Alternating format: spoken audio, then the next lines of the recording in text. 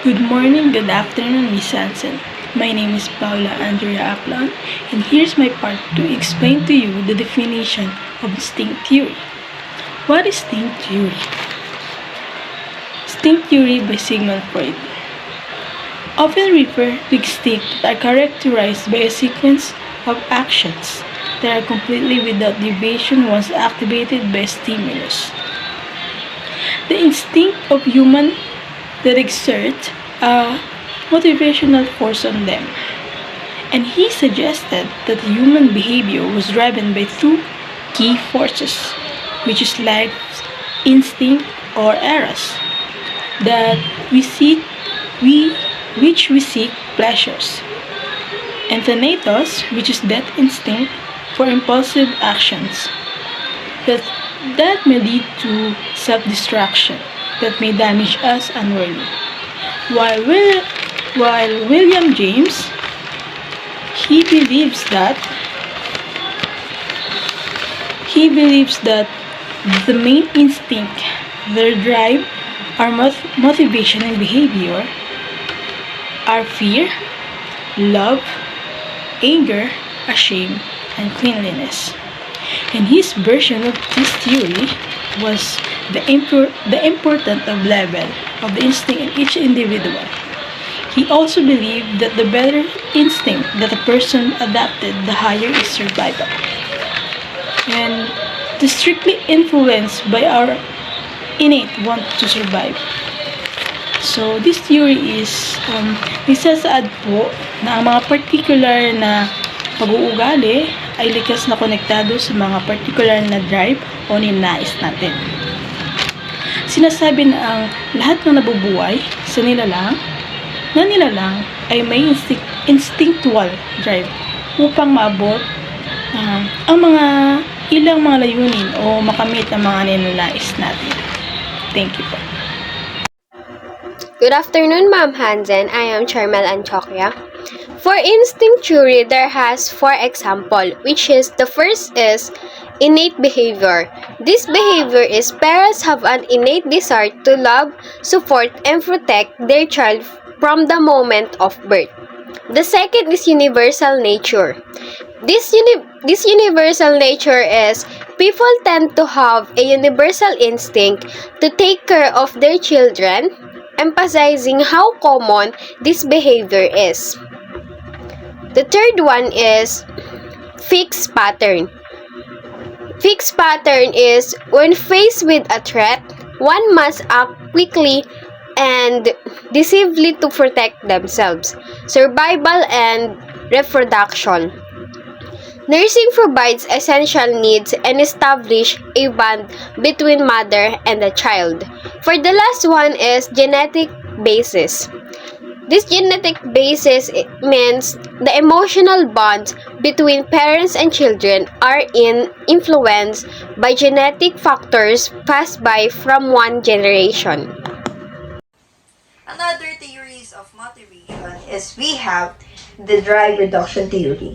So kung isa-isay natin ang konsepto na meron sa bawat salitang ito, we have the drive and reduction, which means that drive is a motivation, and aside from that, reduction is to reduce something.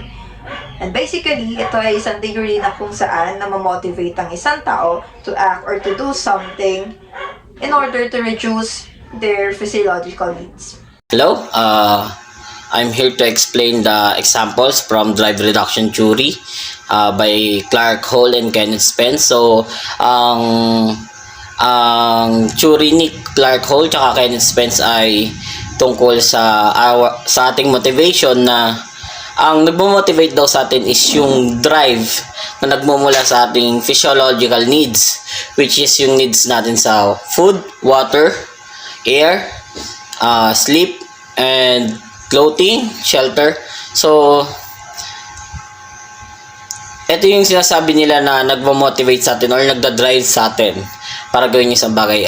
Example na ito, kapag tayo nagugutom, naghahanap tayo ng makakain. O pag tayo nauuhaw, namo-motivate tayong uminom ng tubig kasi nga, para ma-suppress natin yung uhaw na nararamdaman natin. And kapag tayo nilalamig, nagtetend tayo maghanap ng jacket, kumot or lugar na mainit para maging shelter natin.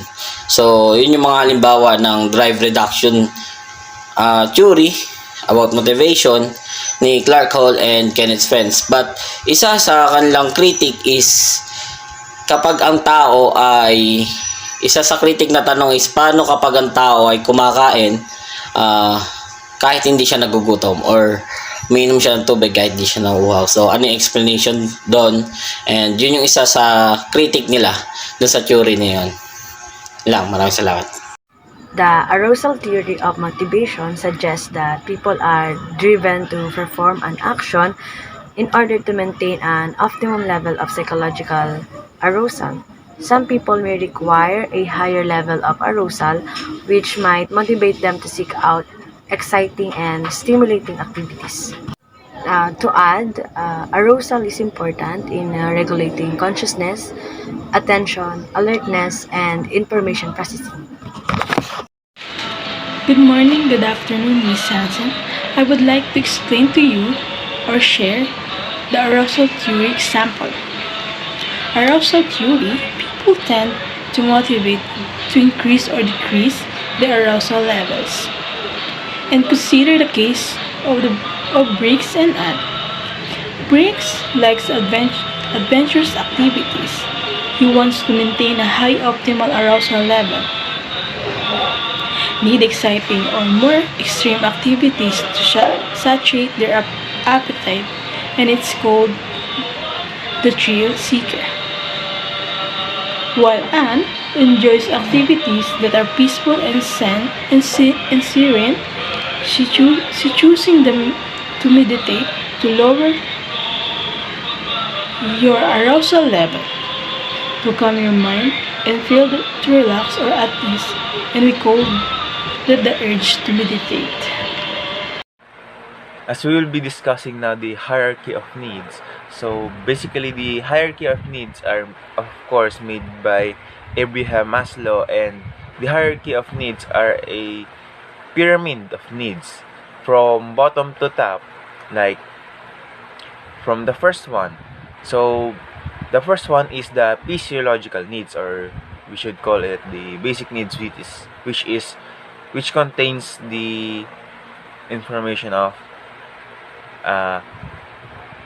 food, water, air, warmth, rest.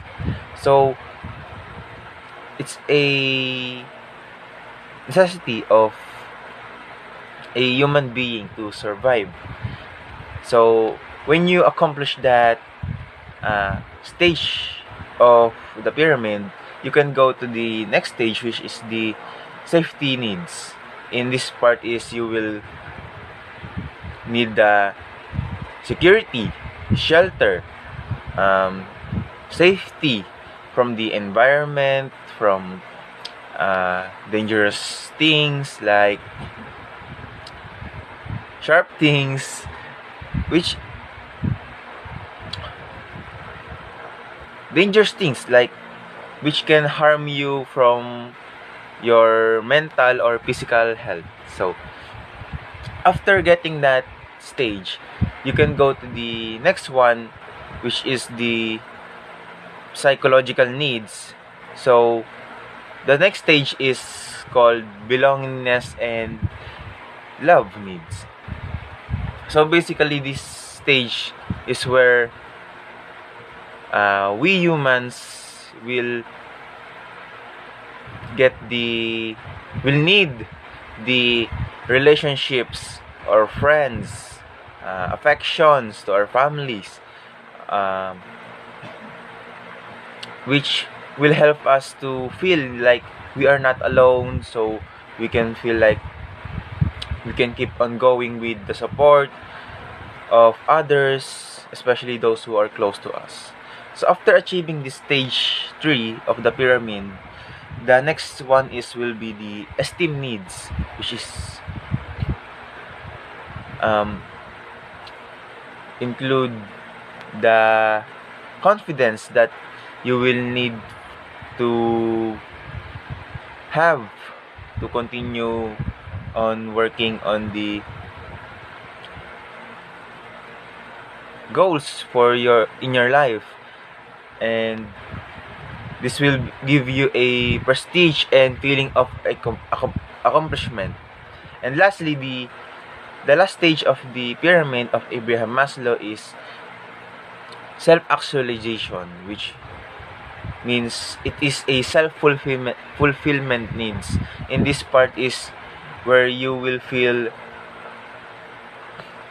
having a great sense of power, because you have already achieved the four basic needs, four needs of the pyramid, which will help you feel like you can conquer any problems or any difficulties that you will face through your life.